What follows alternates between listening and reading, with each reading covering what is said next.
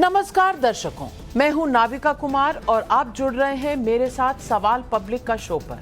आज मैं सबसे पहले दिल्ली की जनता ही नहीं, देश को बधाई देना चाहूंगी। सुप्रीम कोर्ट ने एक लैंडमार्क डिसीजन देते हुए पिछले कई सालों से दिल्ली में पावर टसल को लेकर चल रही किच-किच को आज खत्म कर दिया। दिल्ली में देश भर से आए लोग रहते हैं। मैं उम्मीद करती हूं कि इसके बाद दिल्ली में विकास के जितने वादे हुए उन पर सरकारें फोकस्ड होकर काम करेंगी। अब किसी पक्ष के सामने कोई भी बहाने की गुंजाइश ही नहीं बची। लेकिन ऐसे समय जब दिल्ली में आम आदमी पार्टी की सरकार इस फैसले को अपनी बड़ी कामयाबी मान रही है, तो आज ही हमारे पास एक ऐसा वीडियो आया है जिससे सवाल उठता है कि क्या दिल्ली के मुख्यमंत्री के पास अपने ही सरकारी आवास को लेकर उठे सवालों का कोई भी जवाब नहीं है।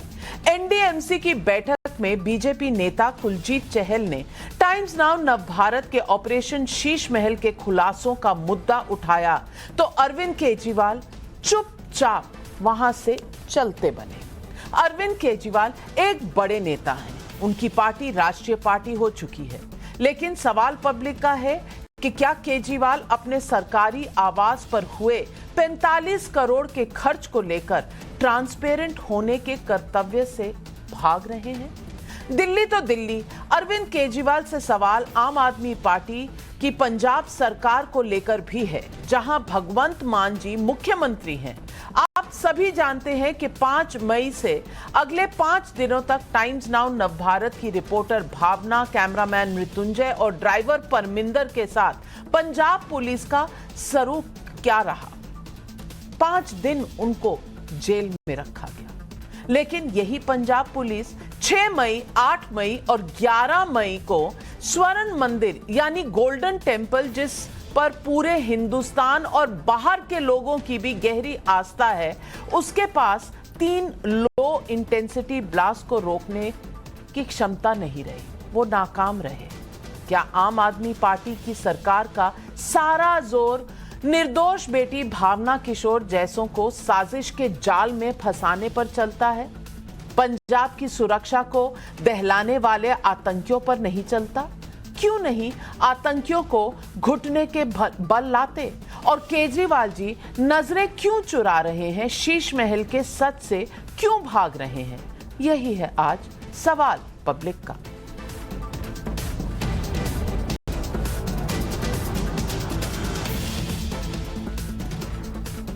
अरविंद केजरीवाल लोकतंत्र के चुने हुए प्रतिनिधि हैं और लोकतंत्र में हर एक को जवाबदेह बनना पड़ता है। खासकर जब आप सत्ता में होते हैं तो आपकी जिम्मेदारी दूसरों से कहीं ज्यादा होती है। दिल्ली के एडमिनिस्ट्रेटिव पावर पर सुप्रीम कोर्ट के फैसले के बाद उन्होंने कहा, सत्यमेव जयते। दिल्ली की जनता की जीत हुई है, लोकतंत्र की जीत हुई, सत्य की जीत हुई। लेकिन एक सत्य उनके सरकारी आवास पर हुए खर्चों का भी है। एक सच देश की बेटी भावना किशोर पर हुए बेइंतहा जुल्म का भी है, जिसे ऑपरेशन शीश महल पर सवाल पूछने की एक तरह से सजा दी गई। ऐसे सिर्फ मैं नहीं मान रही, पूरा देश मान रहा है। लेकिन गंभीर सवाल है कि 45 करोड़ के रेनोवेशन पर कब चुप्पी तोड़ेंगे सर जी? कब बताया जाएगा कि पुराना चीफ मिनिस्टर आवास तोड़कर आधुनिक शीश महल जैसा आवास टैक्स पेयर के पैसों पर क्यों बना? सवाल यह है कि जब यह सब ही करना था तो पब्लिक के बीच ये क्यों कह रहे थे कि हमें तो 4-5 कमरों का घर चाहिए, इससे ज्यादा तो हमारी जरूरत ही नहीं है, हम लेंगे भी नहीं। सवाल ये भी है कि आवास निर्माण में पेड़ों के कटने को लेकर नियमों का पालन क्यों नहीं हुआ, जबकि पब्लिक के बीच एक एक पेड़ की अहमियत गिनते नहीं थकते हैं आम आदमी पार्टी के नेता। कुल मिलाकर बड़ा सवाल यह है कि ऑपरेशन शीश महल पर जवाब देकर सत्यमेव जयते कब होगा। मैं आपको आज वो वीडियो दिखाना चाहती हूँ।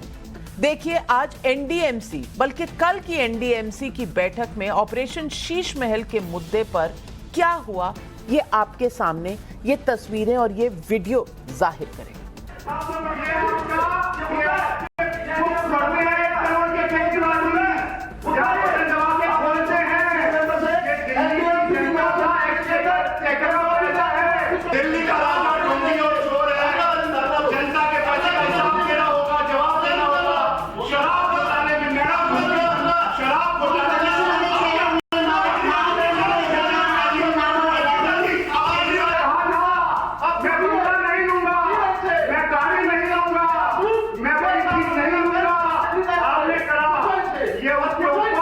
दिल्ली की जनता की सारी कमाई का एक एक रुपया लगाए केजरीवाल जी।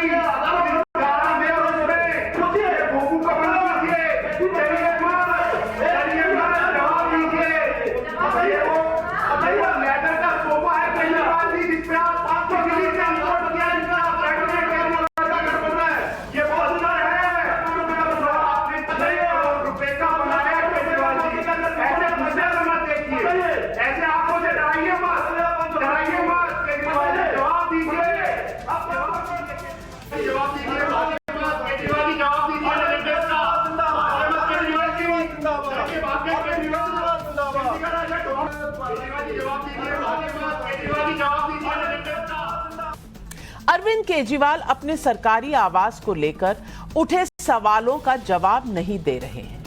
क्यों जवाब नहीं दे रहे? क्या जवाब देते नहीं बन रहा? लेकिन जो लोकतंत्र के नुमाइंदे होते हैं उन्हें हर एक सवाल का जवाब देना पड़ता है। अरविंद केजरीवाल को आज ब्यूरोक्रेसी का अधिकार ट्रांसफर पोस्टिंग का भी मिल गया, लेकिन पुलिस का अधिकार नहीं मिला, कम से कम दिल्ली में। आप सभी जानते हैं कि कभी केजरीवाल ने दिल्ली में पुलिस पावर पाने के लिए मुहिम छेड़ी थी। चलिए, दिल्ली में पुलिस पावर नहीं है, लेकिन पंजाब में तो उनकी पार्टी की सरकार के पास पुलिस की ताकत भी है। पुलिस की ताकत का इस्तेमाल कैसे देश की बेटी भावना किशोर, कैमरामैन मृत्युंजय और ड्राइवर परमिंदर पर हुआ, उसे अपने ऑब्जर्वेशन में पंजाब एंड हरियाणा हाईकोर्ट ने भी माना है। लेकिन मैंने अमृतसर में एक के बाद एक ब्लास्ट को लेकर बात शुरू की थी। इसमें अपडेट यह है कि पंजाब पुलिस ने आज 5 संदिग्धों को पकड़ने का दावा किया है कि 6 मई, 8 मई और बीती रात स्वर्ण मंदिर के पास 3 छोटे धमाकों का केस सुलझ गया। इन्हें पकड़ने में एसजीपीसी की टास्क फोर्स ने अहम रोल निभाया। आरोपी स्वर्ण मंदिर के पास गुरु रामदास सराय में 2 मई से ठहरे हुए थे। सराय के बाथरूम में विस्फोटक तैयार किए गए। राहत की बात है कि 5 संदिग्ध पकड़े गए हैं। यह भी सुकून की बात है कि तीनों धमाकों में नुकसान नहीं हुआ। आस्था है, गोल्डन टेम्पल कॉल नहीं जाता। मैं खुद बहुत आस्था रखती हूं, पूरा देश रखता है, लेकिन सवाल तो उठता है कि पंजाब की पुलिस संवेदनशील सरहदी राज्य में क्यों इतनी अलर्ट नहीं देखी जा रही? धमाका हुआ ही क्यों भाई? अभी 37 दिनों की लुका छुपी के बाद अजनाला पुलिस स्टेशन पर हमला करने वाला खालिस्तान समर्थक अमृतपाल सिंह संधू पकड़ा जा सका। सिंगर सिद्धू मूसेवाला की हत्या से लेकर शिवसेना टकसाली नेता सुधीर सूरी की हत्या के मामलों तक पंजाब की सिक्योरिटी सिचुएशन पर गंभीर सवाल उठ रहे हैं। लेकिन इन मामलों में मुस्तैदी दिखाने की बजाय पंजाब पुलिस का दमखम टाइम्स नाउ रिपोर्टर भावना के मामले में देखा गया।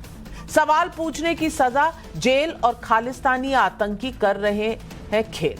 ये स्थिति क्यों हुई है? और बता दूं, आपने भावना की कहानी सुनी होगी उसी की जबानी। उसने कहा जब कोर्ट में उसे पेश किया गया तो लगभग 400-500 पुलिसकर्मी कोर्ट में थे, जैसे कि भावना, मृत्युंजय और परमिंदर कोई बड़े आतंकी हों। 500 पुलिस फोर्स अगर लुधियाना में होगी सर, तो कौन देखेगा कि बॉर्डर इलाकों में और गोल्डन टेम्पल में क्या हो रहा है? क्या अपनी पार्टी की ओर से अरविंद केजरीवाल कोई जवाब देंगे? ये जवाब जायज है कि नहीं? ये सवाल जायज है कि नहीं? फिलहाल हमें तो उनकी चुप्पी ही देखने को मिल रही है। ये जरूर है कि दिल्ली में मिली नई ताकत के बाद उन्होंने दिल्ली की ब्यूरोक्रेटिक मशीनरी में बड़ा उलटफेर का संकेत भी दे दिया। सुनिए उनका ये धमकाने जैसा बयान जो आज प्रेस कॉन्फ्रेंस में आया। तो अगले कुछ दिनों के अंदर आप देखेंगे बहुत बड़ा प्रशासनिक फेरबदल होगा। कई सारे ऑफिसर्स को, कर्मचारियों को ट्रांसफर किया जाएगा इस आधार पे कि उन्होंने अभी तक कैसा काम किया। कुछ ऐसे ऑफिसर्स हैं, कुछ ऐसे कर्मचारी हैं जिन्होंने पिछले कुछ महीनों में 1-1.5 साल में दिल्ली की जनता के काम रोके। ऐसे कर्मचारियों को, ऑफिसर्स को चिन्हित करके उनको अपने कर्मों का फल तो भुगतना पड़ेगा। तो आज पब्लिक पूछ रही है सवाल, सीएम आवास निर्माण पर उठ रहे सवालों से क्यों भाग रहे हैं अरविंद केजरीवाल, कब तक भागेंगे? सवाल नंबर 2, दिल्ली में ब्यूरोक्रेसी का अधिकार पाने वाले केजरीवाल क्या दिल्ली से लेकर पंजाब तक डेमोक्रेसी का मान रखेंगे? सवाल नंबर 3, संवेदनशील पंजाब में महिला पत्रकार से बदला लेने वाली आप सरकार की पुलिस 3-3 ब्लास्ट होने से क्यों नहीं रोक सकी? यही है आज सवाल पब्लिक का, और इन सवालों के जवाब देने के लिए हमारे साथ जुड़ रहे हैं शहजाद पूनावाला, बीजेपी के राष्ट्रीय प्रवक्ता हैं, आशुतोष जी वरिष्ठ पत्रकार है, तहसीन पूनावाला जी मेरे साथ स्टूडियो में है, राजनीतिक विशेषज्ञ, कांग्रेस पार्टी को सपोर्ट करते हैं, सुजाता पांडे राजनीतिक विशेषज्ञ हमारे साथ है, हुदा जरीवाला आम आदमी पार्टी की लीडर है, भोपाल से हमारे साथ जुड़ रही है डॉक्टर इरशान त्रिवेदी भी राजनीतिक विशेषज्ञ हैं, आम आदमी पार्टी को बहुत नजदीक से देखते हैं और शायद कहीं ना कहीं उनके समर्थक भी हैं। मैं पहला सवाल डॉक्टर इरशान त्रिवेदी आपसे पूछूंगी, अच्छा हुआ कि आज सुप्रीम कोर्ट ने ये जद्दोजहद खत्म कर दी और ये बता दिया कि सारे पावर जो हैं अब दिल्ली की चुनी हुई सरकार के पास रहेंगे ब्यूरोक्रेसी को लेकर। चलिए, रोज का बहाना तो टला, अब तो काम पर बात होगी, लेकिन सवाल ये भी है कि जवाबदेही जो उनका अपना सरकारी आवास है चीफ मिनिस्टर का, उस पर कब होगी जवाबदेही? और जिस राज्य में आपके पास पुलिस सरकार सब कुछ है, वहां पर पुलिस वाले क्यों नहीं रोक पा रहे हैं? ये जो विस्फोट हो रहे हैं वो भी हरमंदिर साहब के पास, वहां पर पुलिस कुछ नहीं कर पा रही, जोर आजमा रही है तो भावना किशोर जैसी एक नन्ही रिपोर्टर पर। ये किस तरह का एडमिनिस्ट्रेशन है? इस पर जवाब दीजिए त्रिवेदी जी। नाविका जी, सबसे पहले तो दिल्ली की जनता का जो भी एक भरोसा था अरविंद केजरीवाल जी की गवर्नमेंट पर, उसके ऊपर आज सुप्रीम कोर्ट ने भी मोहर लगा दी है कि उन्होंने ये अरविंद केजरीवाल जी ने भी अपनी स्पीच में कहा कि प्रधानमंत्री एक पिता समान होता है और सभी राज्यों को उनको उनके आशीर्वाद और उनके सपोर्ट के साथ एक अच्छा काम करने की जरूरत होती है। तो दिल्ली के साथ इस प्रकार का अन्याय जो अब तक हो रहा था वो आई थिंक आगे जाके अब नहीं होगा। तो उसके लिए हम लोग सभी जो भी संविधान की जो भी रक्षा करने वाले जो भी स्तोत्र है उन सबका सम्मान करते हैं, उनका धन्यवाद करते हैं।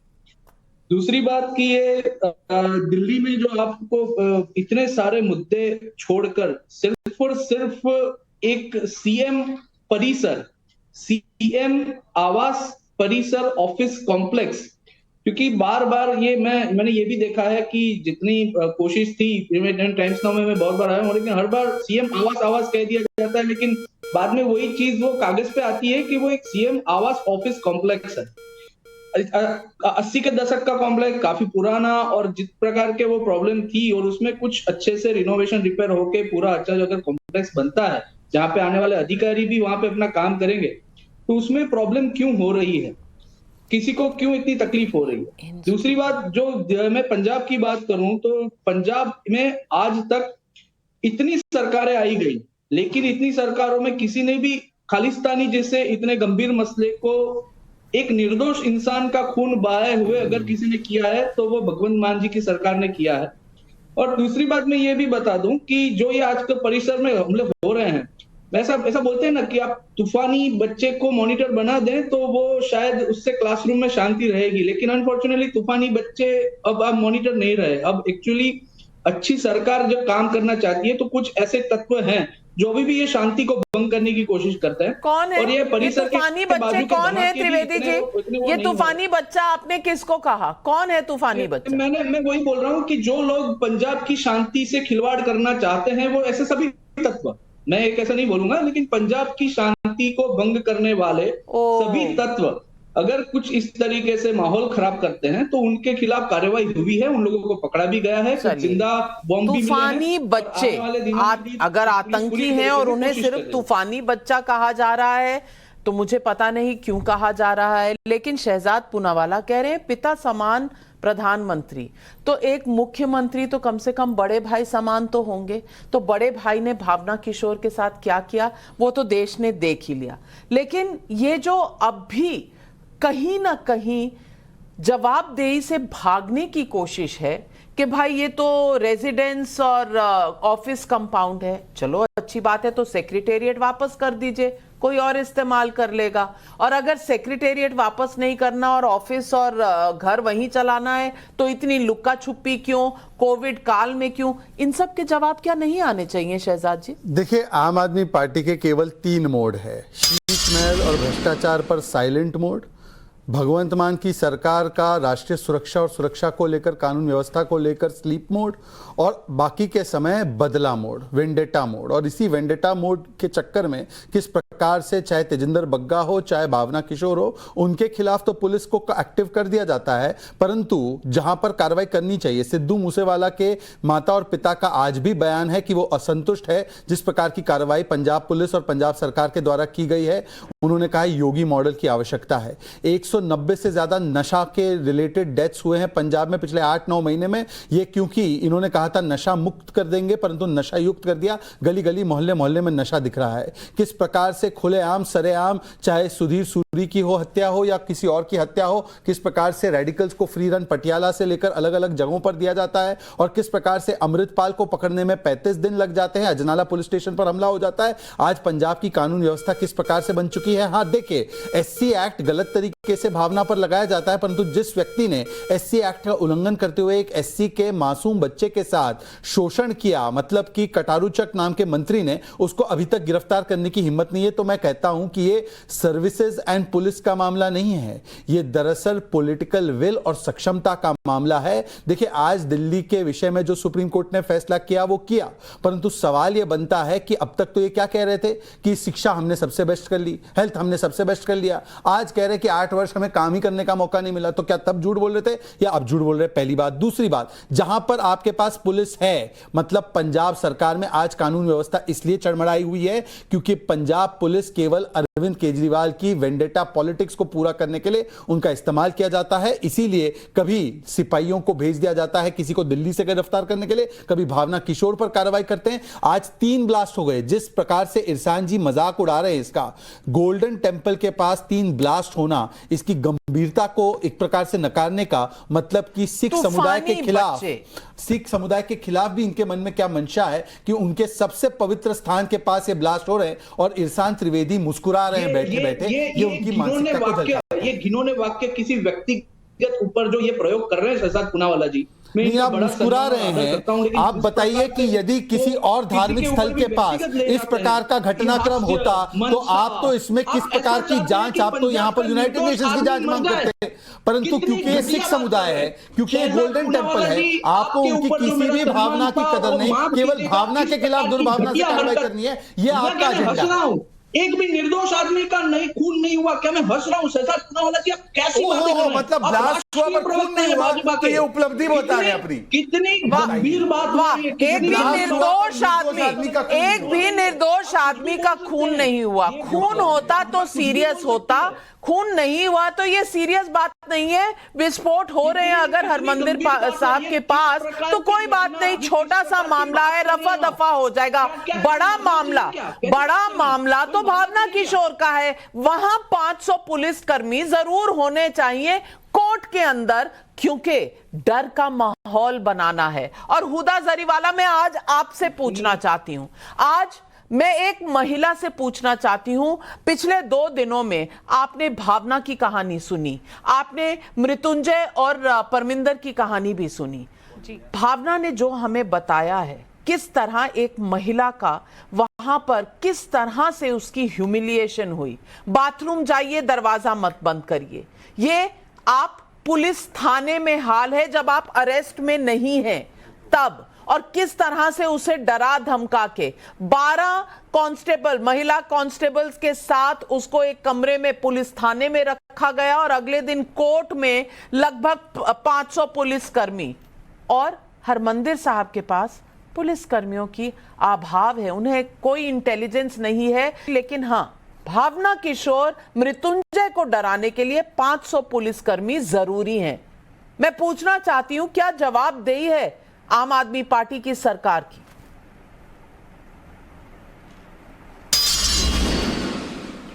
जी, सबसे पहले तो ये कि जहाँ तक भावना का सवाल है तो उस वक्त प्राइमा फेसी जो भी एविडेंस मिला था, ये मैं पहले भी कह चुकी हूँ, उसके बिना पे ये केस दर्ज हुए थे। दूसरी बात ये कि अगर सिर्फ आप फ्रीडम ऑफ प्रेस और जर्नलिज्म की बात करें तो let us not forget the cases जहाँ पे जसपाल सिंह जैसे लोग, या आपको याद होगा इरफान जो कश्मीर के जर्नलिस्ट थे, ये तमाम लोग जिन्होंने बीजेपी के नेताओं पे सवाल उठाया था, उनके साथ उनको मारने तक की धमकी दी गई है, उनको सलाखों के पीछे रख दिया गया है और उनकी कई दफा तो ये होता है कि कोई सुनवाई भी नहीं होती है। और फ्रीडम प्रेस इंडेक्स पे हिंदुस्तान कहाँ पे है ये हम सभी जानते हैं।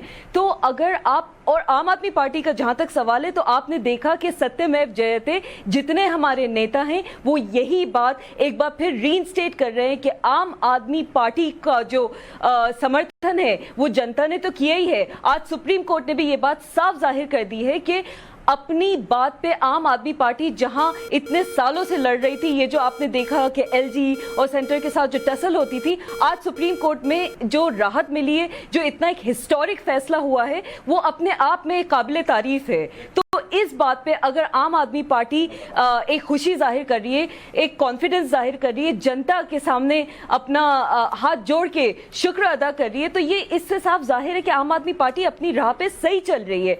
जहां तक पंजाब का सवाल है तो पंजाब में लॉ एंड ऑर्डर का जो सिचुएशन है वो आज का बिगड़ा हुआ नहीं है, ये स्थिति अभी से नहीं मुद्दतों से तो यानी कि एक साल से आम आदमी पार्टी की सरकार है लेकिन सुधार कोई नहीं है, क्योंकि भावना किशोर को डराना धमकाना ज्यादा जरूरी था। आशुतोष जी, अनम्यूट कर लीजिए आप अपना कंप्यूटर और मैं आपसे सवाल पूछना चाहती हूं। आशुतोष जी, हाईकोर्ट ने जो टिप्पणी की SC/ST एक्ट के बारे में भावना किशोर के ऊपर और बाकी कैमरामैन और ड्राइवर के ऊपर, वो जग जाहिर है, सबके सामने है और हाईकोर्ट ने अपने ऑर्डर में जो जो लिखा है उसके बाद मेरे ख्याल से कम पंजाब सरकार की आंखें शर्म से झुक जानी चाहिए। लेकिन हुदा जरीवाला जी हैं कि वो इक्वेट कर रही हैं कि भावना किशोर के साथ जो हुआ तो हुआ, उसकी बात हम ना करें, हम बात करें कि जो जर्नलिस्ट बीजेपी से डराए गए हैं उस मुद्दे को याद करें। मैं कहती हूं अगर किसी भी राजनीतिक दल ने किसी भी पत्रकार को डराया है उसकी कॉन्डमनेशन होनी चाहिए, उसका हम पूरी तहे दिल से बिल्कुल उसको कहते हैं कि गलत है ये।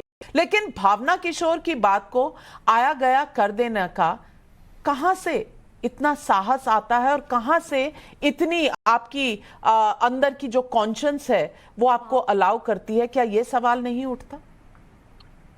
नविका जी, ये जो भावना किशोर के साथ जो हुआ है ये दरअसल एक खास तरीके की मानसिकता है और ये मानसिकता है कि प्रेस की आजादी पर पहरा लगना चाहिए। ये कोई अलहदा मसला नहीं है, क्योंकि जो पूरा का पूरा घटनाक्रम है वो इस बात को दर्शाता है कि जिस तरीके से आप लोगों ने शीश महल को दिखाया था, उसको उस पर एक तरीके से प्रतिक्रिया थी, बदले की एक कार्रवाई थी। अन्यथा कोई कारण ही नहीं था कि किसी रिपोर्टर को इस तरीके से गिरफ्तार किया जाए, उसके ऊपर SC एक्ट लगाया जाए। और SC एक्ट के मामले में बहुत स्पष्ट है कि SC एक्ट लगाते समय पुलिस को इस बात का ध्यान रखना चाहिए क्या दोनों एक दूसरे को पहले से जानते थे या नहीं जानते थे, क्योंकि जब तक आप एक दूसरे को नहीं जानेंगे तब तक आप उसके खिलाफ जाति सूचक या उनकी जाति के बारे में आपको जानकारी नहीं होगी। तो ये विशुद्ध तौर पर बदले की कार्रवाई थी और इसीलिए मेरा साफ तौर पर मानना है आम आदमी पार्टी की सरकार जो एक क्रांतिकारी बदलाव की बात किया करती थी, जो तमाम संस्थाओं सिस्टमिक चेंज के बारे में बात करती थी, अगर वो भी उसी तरीके से बर्ताव करने लगे जिस तरीके से बाकी राजनीतिक दल और सरकारें करती हैं, तो लोगों को के सवाल भी होंगे और लोग आम आदमी पार्टी से बढ़ चढ़कर इस तरीके के सवाल पूछेंगे कि भाई आप तो ऐसे ना थे, आप तो इस व्यवस्था को बदलने के लिए आए थे, आप भी उसी तरीके से काम करने लगे हैं, तो उनकी जवाबदेही ज्यादा बनती है। और मुझे बड़ी हैरानी की बात यह है कि शीश महल का एक्सपोजे करने के बाद अभी तक एक बार भी आम आदमी पार्टी की सरकार की तरफ से कोई स्पष्टीकरण उस तरीके से नहीं है जिस तरीके से आना चाहिए, और ना ही ये खंडन आया कि आपकी रिपोर्ट गलत थी। इसका मतलब आपकी रिपोर्ट सही थी और उल्टे सबक सिखाने के लिए आपके रिपोर्टर को, ड्राइवर को और साथ ही साथ जो कैमरामैन है उनको गिरफ्तार किया जा रहा है। तो जाहिर सी बात दोनों एक दूसरे से लिंक्ड है। ऐसे में हाईकोर्ट की जो टिप्पणी है वो शर्मसार करने वाली है और मुझे लगता है कि आम आदमी पार्टी के लोगों को कुछ तो सबक इससे मिला होगा। मैं तहसीन पूनावाला जी आपसे पूछना चाहती हूं, सवाल 3 दायरों के हैं। सवाल नंबर 1 कि क्या शीश महल, ऑपरेशन शीश महल ने जो सच दिखाया, 45 करोड़ का खर्चा दिखाया, इस पर आज तक कोई जवाब नहीं। और आज एनडीएमसी की जो मीटिंग की वीडियो सामने आई है, किस तरह से सवाल पूछने पर अरविंद केजरीवाल जी वहां से उठकर चले जाते हैं, यह बड़ा सवाल है। अगर आप सवालों से भाग रहे हैं तो ये कौन सी आम आदमी पार्टी की सरकार है जो जनता के सवालों का जवाब देने से या तो आंख चुरा रही है या डर रही है और भाग रही है। नंबर 1 सवाल।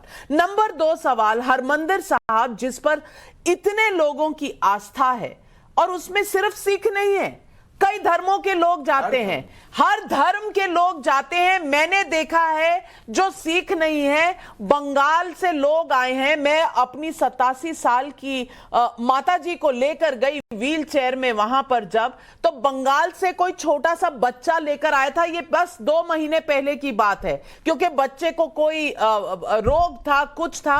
वो हरमंदिर साहब माथा टेकने आए थे, क्योंकि उनको विश्वास है कि हरमंदिर साहब जो जाएगा उसकी प्रार्थना जरूर स्वीकार होगी। तो ये सिखों की बात नहीं है, ये मान्यता कटिंग अक्रॉस रिलीजन्स है। और तहसीन पूनावाला जी, तीसरा सवाल, वहां पर सिक्योरिटी नहीं, और यहां पर एक लड़की, एक रिपोर्टर जो नेशनल चैनल से आती है, टाइम्स नाउ नवभारत से आती है, उसके साथ अगर इस तरह की कार्रवाई, बदले की कार्रवाई होती है, जब हमारे पास हथियार है, हमारा कैमरा है, हमारा चैनल है, बाकी आम आदमी का क्या इस पर जवाबदेही नहीं बनती अरविंद केजरीवाल जी की? नाविका जी, बिल्कुल बनती है। खास करके इस मॉरल ग्राउंड पर बनती है कि जब अरविंद केजरीवाल जी अन्ना मूवमेंट, जिसको मैं मानता हूँ व्यक्तिगत तौर से एक फ्रॉड मूवमेंट था, अन्ना मूवमेंट का हिस्सा थे, तब बार बार ये कहते थे कि सभी जो दल है ये पॉलिटिकल है और उन पर आरोप लगाते थे। आज शीश महल द्वारा जो आप लोगों ने टाइम्स नाउ नवभारत ने ब्रेकिंग किए, उस एक भी आरोप का खंडन नहीं कर पाए, एक भी डॉक्यूमेंट नहीं ला पाए, एक भी इस चीज़ को काउंटर नहीं कर पाए कि जो आपने सत्य दिखाया वो गलत है। दूसरा, मैं इस चीज़ पर ईशान भाई के व्यवहार पर बहुत ऑब्जेक्शन लेता हूँ कि जब भाजपा के प्रवक्ता ने बात की गोल्डन टेम्पल के इर्द गिर्द जो ब्लास्ट हुए, 3 लो इंटेंसिटी ब्लास्ट, उस पर आप हंस रहे हो, कह रहे हो कोई शहीद नहीं हुआ, कोई मरा नहीं।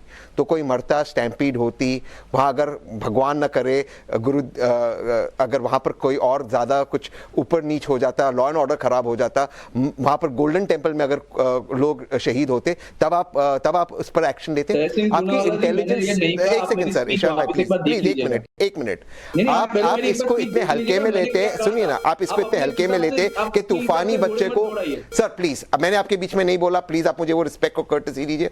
तूफानी बच्चे को मॉनिटर बना दीजिए। तो वो जो जिन लोगों ने सिद्धू मूसवाले का कत्ल किया, जो बिश्नोई गैंग था, उनको भी आप मॉनिटर बना दीजिए।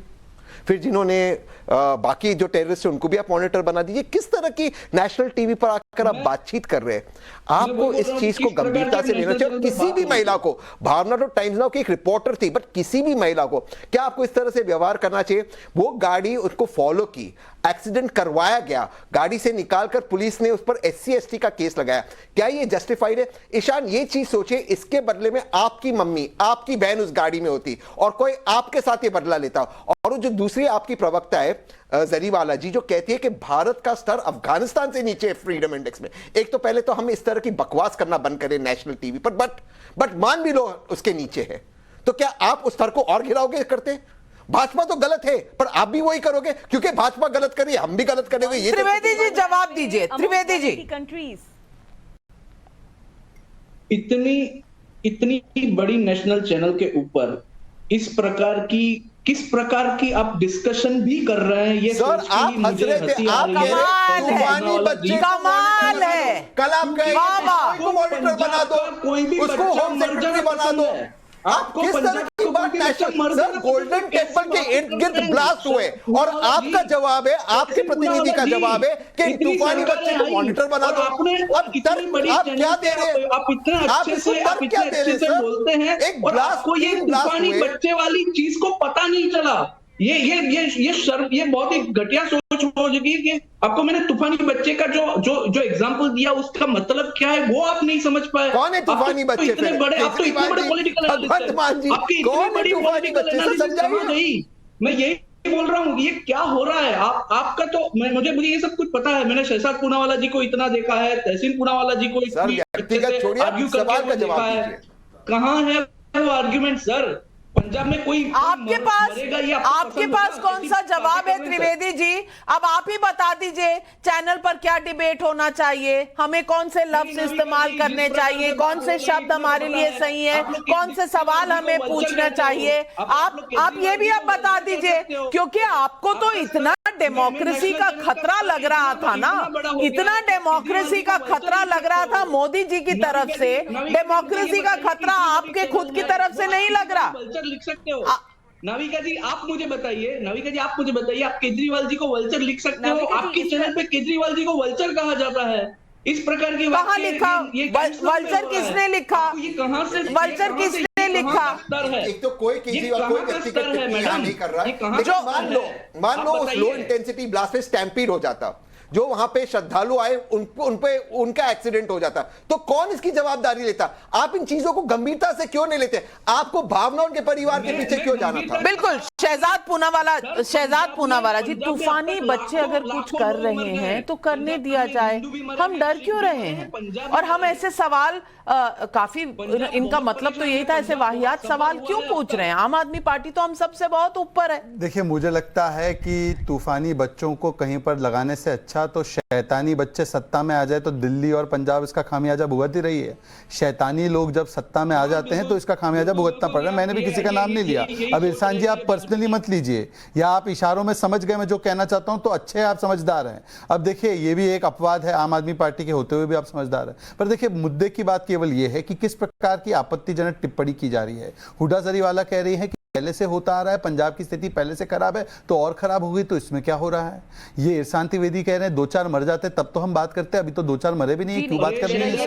देखिए, यही इनका अप्रोच रहा है राष्ट्रीय सुरक्षा को लेकर। बाटला हाउस पर अरविंद केजरीवाल ने किस प्रकार से आतंकियों का समर्थन किया था, किस प्रकार से पाकिस्तान को क्लीन चिट देने का काम किया था पुलवामा पर, किस प्रकार से सर्जिकल स्ट्राइक पर सवाल उठाए गए थे। जब बीएसएफ का जुरिस्डिक्शन 50 किलोमीटर तक बढ़ाया गया तब इन्हीं लोगों ने विरोध किया था।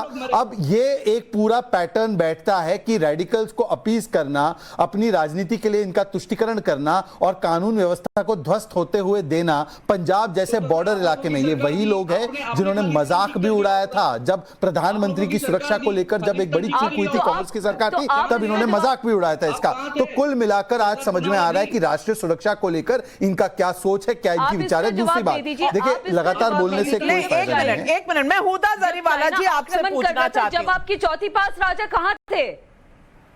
हुदा जरीवाला जी, आप एक महिला हैं, भावना किशोर के लिए 500 पुलिसमैन हरमंदिर साहब के बाहर कोई नहीं कि एक विस्फोट की जानकारी रखे, कोई इंटेलिजेंस नहीं, या कोई इस तरह का कोई प्रिवेंटिव स्टेप रख ले कि एक के बाद एक विस्फोट ना हो, जिससे भगदड़, जिससे डर का माहौल पैदा हो। वहां कुछ नहीं।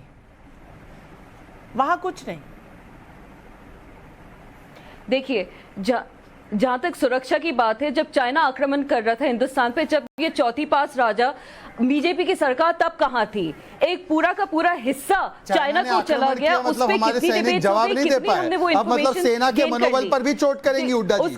हुड्डा जी, आप सेना के मनोबल पर भी चोट करेंगी, पहले राष्ट्रीय सुरक्षा में चूक करेंगी। आप हरमंदिर साहब के आज आप चाइना की चिंता मत करें, क्योंकि आप अभी प्रधानमंत्री नहीं बनी है, लेकिन आप कम से कम अमृतसर में जो हो रहा है इसकी जवाबदेही करेंगी।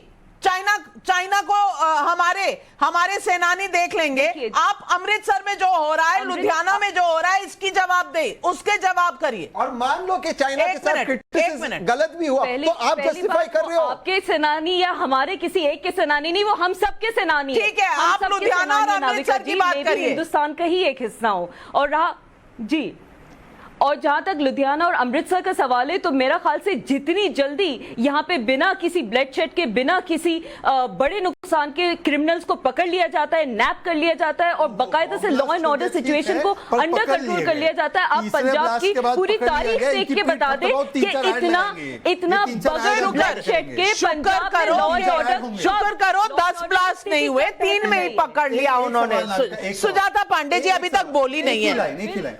हुडा जरीवाला जी, क्या एक सेकंड, आपसे ही सवाल है, हुडा जरीवाला जी आप ही से सवाल है, क्या मक्का मदीना के पास ऐसी घटना एक बार, दो बार, तीन बार होती तो ऐसी स्थिति क्या होती? तो मैं यही कह रहा हूं, मैं इसीलिए कह रहा हूं, एक सेकंड दूंगी, कहीं भी ना हो, भगवान ना करे, मैं तो यही कह रहा हूं कि अगर उस प्रकार से होता तो क्या ऐसी हल्की टिप्पणियां करती वो?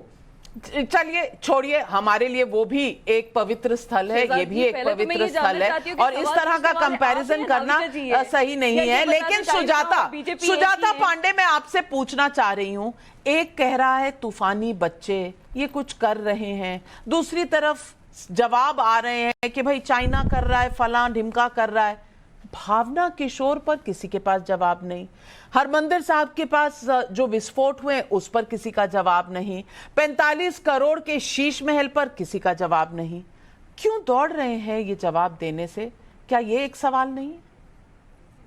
सच्चाई ये है नाविका जी की, बहुत पहले आनंद बख्शी ने केजरीवाल के लिए कुछ लाइनें लिखी थी। वो लाइनें ऐसी थी, सच्चाई छुप नहीं सकती बनावट के वसूलों से, कि खुशबू आ नहीं सकती बनावट के फूलों से।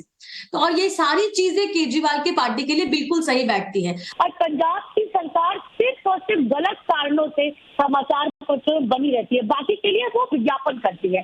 चाहे हम कोई भी, आप एक भी वादे को ले लीजिए, चाहे वो शांति बहाल करने का मसला हो, चाहे वो ड्रग्स फ्री करने का मसला हो, चाहे वो गैंग वॉर खत्म करने का मसला हो, चाहे वो 1000 रुपए महिलाओं को देने का मसला हो, चाहे वो किसानों की खुदकुशी खत्म करने का मसला हो, चाहे जमीनों को, जिस तरह से पंजाब की जमीनें जहरीली हो गई हैं उसको उसके लिए कोई कदम उठाने का मसला हो, कुछ भी नहीं हुआ है। अब आप इसको फिर से समझ सकते हैं कि जब कमान ही पंजाब सरकार भगवंत मान के हाथों में नहीं है, वो केजरीवाल के हाथों में है, तो उसका क्या होने वाला, उस स्टेट का क्या हो सकता है? क्योंकि फोकस तो शीश महल को बचाने का है, तो फोकस तो 145 करोड़ और 150 करोड़ का रिनोवेशन करने पे है। फोकस तो गलत तरीके से पकड़ के एक महिला होने के बावजूद उसको जिस तरह की, आपके ऑडियो के साथ प्रॉब्लम है सुजाता जी, मैं आपके पास दोबारा वापस आऊंगी, पर पब्लिक के सवाल आ रहे हैं। श्रुति का दिल्ली से सवाल है, मैं तो केजरीवाल जी को बड़ा भाई मानती थी, लेकिन जब से भावना दीदी का इंटरव्यू आपके चैनल पर देखा, तब से मुझे ये लग रहा है कि क्या थोड़ी भी संवेदना केजरीवाल जी के अंदर बाकी नहीं रही? जवाब दीजिए त्रिवेदी जी, ये दिल्ली की बेटी का सवाल है।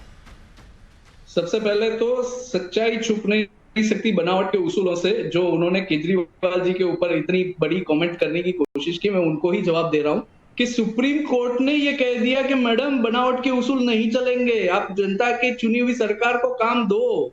दूसरी बात कि वो बनावट कुछ भी करे, शिरोमणि अकाली दल की भी सरकार थी मैडम, शिरोमणि अकाली दल की सरकार थी, भाजपा कुछ उसका साथ ही था, कांग्रेस की सरकार थी, कहाँ पे वो खालिस्तान का कोई मुद्दा उन्होंने नहीं किया।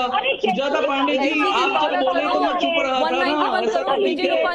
आपको बनावट के उसूलों को इतना बनावट के उसूलों को प्रमोट करने से वो बनावट के उसूल नहीं हो जाएंगे, बनावट के उसूलों को प्रमोट करने से सच्चाई नहीं छुपेगी। चलिए त्रिवेदी जी, ये जवाब तो हमने सुन लिया, दिल्ली की बेटी का जवाब भी दे दीजिए, जो कह रही है बड़ा भाई मानती थी अरविंद केजरीवाल को, कोई संवेदना नहीं है क्या भावना किशोर की तरफ? मैं वही बोल रहा हूँ, मैं उसी के ऊपर आ रहा हूँ। अगर रिपोर्टर के साथ कुछ गलत हुआ है, अगर बुरा हुआ है, अगर कुछ अच्छा आपको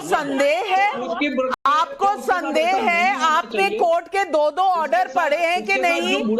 अब मैं बोल रहा हूँ, अब मैं शायद उसकी नहीं, आपको तो भ्रम है कि शायद ऐसा हुआ ही नहीं, क्योंकि आप कह रहे हैं अगर ऐसा हुआ है। कोशिश कर रहा हूँ, तब भी नाविका जी आप मुझे बोलने नहीं दे रही। अब तो मैं उनकी फेवर में कुछ तो बोलने दीजिए मुझे। मैं किसी बच्ची की फेवर में बोल रहा हूँ, मैं वो बच्ची की फेवर में बोलने की कोशिश कर रहा हूँ। अगर उसके साथ कुछ बुरा हुआ तो उसके प्रकार की उसके साथ ऐसा नहीं होना चाहिए था, ये मेरा जवाब है। लेकिन उसके लिए आप केजरीवाल जी को जिम्मेदार नहीं ठहरा सकते। किसको ठहराएं जी? आप किसको ठहराएं जी? सर जी किसको ठहराएं? मुख्यमंत्री है, ये पंजाब में हुई घटना है।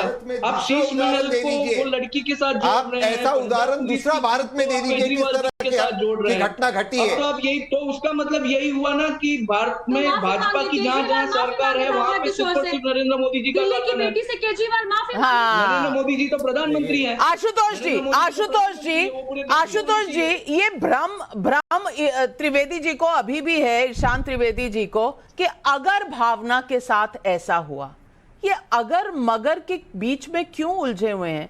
क्या भावना की बात इन्हें समझ में नहीं आती? हाईकोर्ट की दो ऑर्डर इन्हें समझ में नहीं आते? ये क्या बात है कि इस रिस्पॉन्सिबिलिटी से, अकाउंटेबिलिटी से भाग रहे हैं?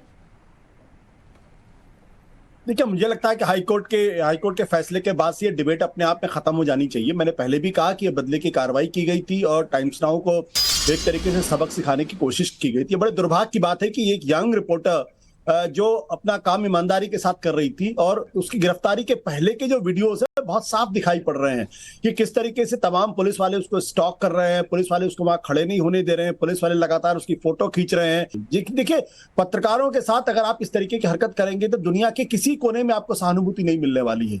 जो आरोप हम दूसरी पॉलिटिकल पार्टीज के ऊपर लगाते हैं, जो हम बीजेपी के ऊपर लगाते हैं, जो हम कांग्रेस पार्टी के ऊपर लगाया करते हैं, अगर वही काम हम आम आदमी पार्टी की सरकारें अगर करेंगी तो फिर उनके बारे में भी लोग उसी तरीके की बातें करेंगे जैसे वो दूसरी पार्टी। आशुतोष जी, अभी तो कुछ नहीं हुआ। हमारे पत्रकार दोस्तों का हमें फोन आ रहा है, ये कहा जा रहा है कि केजरीवाल जी ने लिस्ट मंगाई है, जितने भी एम्प्लॉई हैं नवभारत के, वो उनमें से दिल्ली में कौन रहते हैं उनका एड्रेस ढूंढा जाए, उन्हें एमसीडी से नोटिस दिया जाए, उनको पानी का बिल दिया गया है कि नहीं, पानी काटा जाए, और अगर कुछ भी हमारे खिलाफ ना मिले तो हमारे घर के सामने की सड़क खुदवा दी जाए, ताकि हम बाहर निकल ही ना सके। सुजाता पांडे जी, ये हमारे ही पत्रकार दोस्त हमें बता रहे हैं, अब पता नहीं सच है कि नहीं है, पर आशुतोष जी आपको तो पता होगा काम करने का तरीका। देखिए, इस तरीके की धमकियां तमाम राजनीतिक दलें करते रहते हैं, इस तरीके की सरकारें करती रहती हैं, लेकिन अगर पत्रकार अगर इन सब चीजों से डर जाएगा, अपना काम नहीं करेगा, तो फिर इस देश के अंदर पत्रकारिता रहेगी नहीं। बहुत सारे नेता आए, बहुत सारे प्रधानमंत्री हुए जिन्होंने इस तरीके की धमकी देने की कोशिश की, और ऐसा नहीं पहली बार कोई पत्रकार गिरफ्तार हुआ, इसके पहले भी पत्रकार गिरफ्तार में तो आपको दिखा सकता हूं कि रोज किस तरीके की धमकियां मेरे पास आती रहती हैं। लेकिन हमारा काम है उनको इग्नोर करना और आगे बढ़ना। अगर वो करना चाहते तो करके देख लें।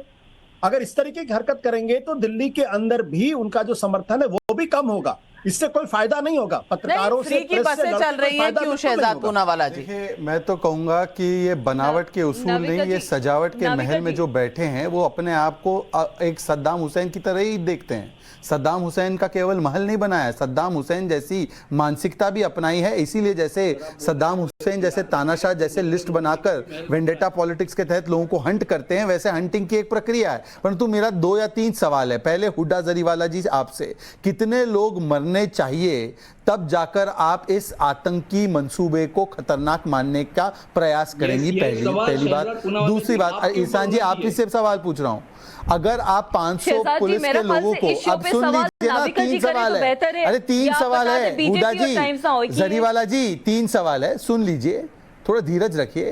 पहला सवाल आपसे था, दूसरा सवाल ईशान त्रिवेदी जी, अगर 500 पुलिस वाले भावना को ट्रैक और ट्रेस करने में नहीं बल्कि सुरक्षा में लगाए जाते गोल्डन टेम्पल के इर्द गिर्द, तो क्या ये ब्लास्ट नहीं होता? ऐसी संभावना ज्यादा नहीं होती? और तीसरा सवाल, क्या ये सीधे सीधे अरविंद केजरीवाल की अकाउंटेबिलिटी पॉलिटिकल रूप में नहीं है? क्योंकि उन्होंने कहा था कि मैं 7 दिन में माफिया गैंग को गिरफ्तार करूंगा। उनको गिरफ्तार करना तो दूर, बेअदबी करने वाले लोगों को पकड़ना तो दूर, आज जिस प्रकार की स्थितियां गोल्डन टेम्पल के पास बनी हुई है उसके लिए कौन जिम्मेदार है? वादा किसने? 40 दिन लगे थे अमृतपाल को पकड़ने के लिए, वो भी उसने खुद सरेंडर किया था। भावना किशोर पर झूठा केस लगाकर फटाफट गिरफ्तार कर लिया, सारे नियमों का उल्लंघन करके। इतनी बहादुर है हमारी आम आदमी पार्टी की सरकार, मानना पड़ेगा। सवाल पब्लिक के और भी आ रहे हैं। संदीप सिंह का बेतिया बिहार से सवाल। मेरा सवाल यह है कि हर मुद्दे और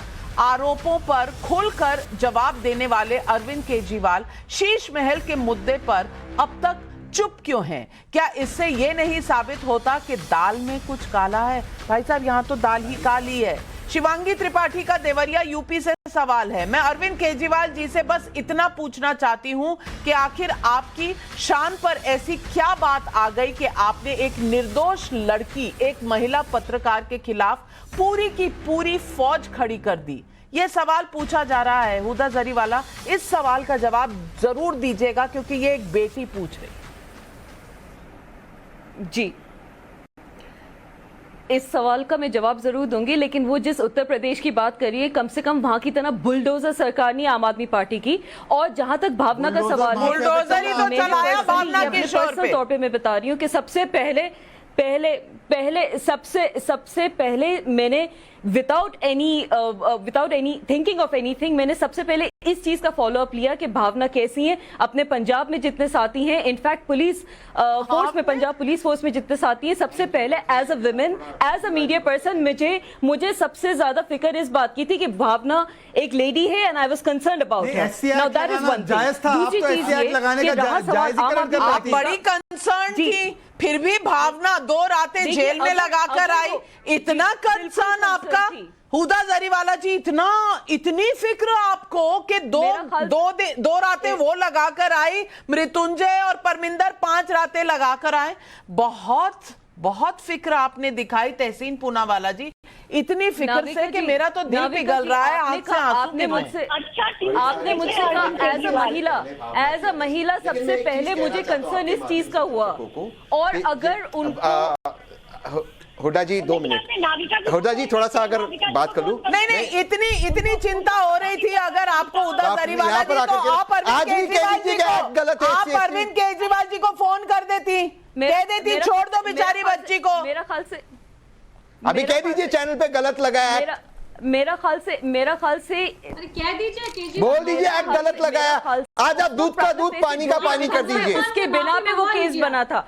प्राइमा फेसी जो उस वक्त एविडेंस मिला था पंजाब कोर्ट ने कहा है प्राइमा फेसी एविडेंस नहीं है और नियमों का भी पालन नहीं हुआ। सुजाता पांडे जी, अगर आप SC/ST एक्ट लगाते हैं तो आपको 2 विटनेस चाहिए, वो 2 विटनेस थे ही नहीं। मैं बस कुछ और सवाल है वो पढ़ना चाहती हूँ। जटाशंकर मिर्जापुर से पूछ रहे हैं, झूठे मुकदमे, SC/ST एक्ट और सरकारी मशीनरी लगाने से बेहतर था कि आप जनता के सामने डॉक्यूमेंट के साथ आते और अपनी बात रखते। ये तो वो आम आदमी पार्टी नहीं लग रही जो अन्ना के आंदोलन के बाद जिस संकल्प के साथ शुरू हुई थी। शुभेंदु का बस्ती यूपी से सवाल है, पहले जनता के पैसे से शीश महल बनाया, फिर भावना किशोर को बेवजह अरेस्ट करवा लिया।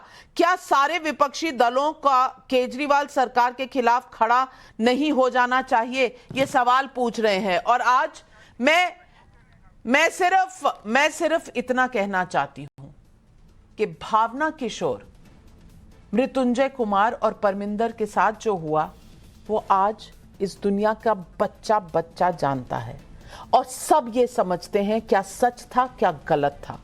लेकिन मैं एक बात बता दूं आपको कि ना भावना डरी है, ना मृत्युंजय, ना परमिंदर और ना टाइम्स नाउ नवभारत कभी डरेगा, क्योंकि हमने शीश महल का जो पर्दाफाश किया है, हम ये सवाल पूछते रहेंगे। और मैं आज दर्शकों आपसे विनती करती हूं, भावना की कहानी आपने उसकी जुबानी सुनी, उसके साथ अत्याचार जो हुआ वो आपने सुना, देखा, समझा। आज मैं आपको ये बताना चाहती हूं कि हम डरे नहीं हैं, क्योंकि ऑपरेशन शीश महल पार्ट 6 आज नए तरीके से, नए तस्वीरों के साथ आपके सामने आएगा।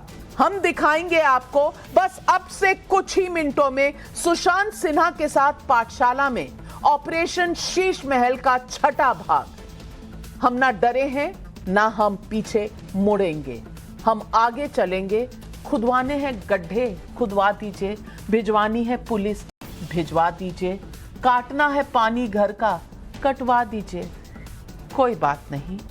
पत्रकारिता तो हम करेंगे सच्चे दिल से, 100% खरे सोने की तरह। आज इतना ही, पर जाइएगा मत, बैठे रहिए दिल थाम कर अपने टीवी स्क्रीन के सामने, क्योंकि आ रहे हैं सुशांत सिन्हा लेकर न्यूज की पाठशाला में ऑपरेशन शीश महल का 6ठा पार्ट।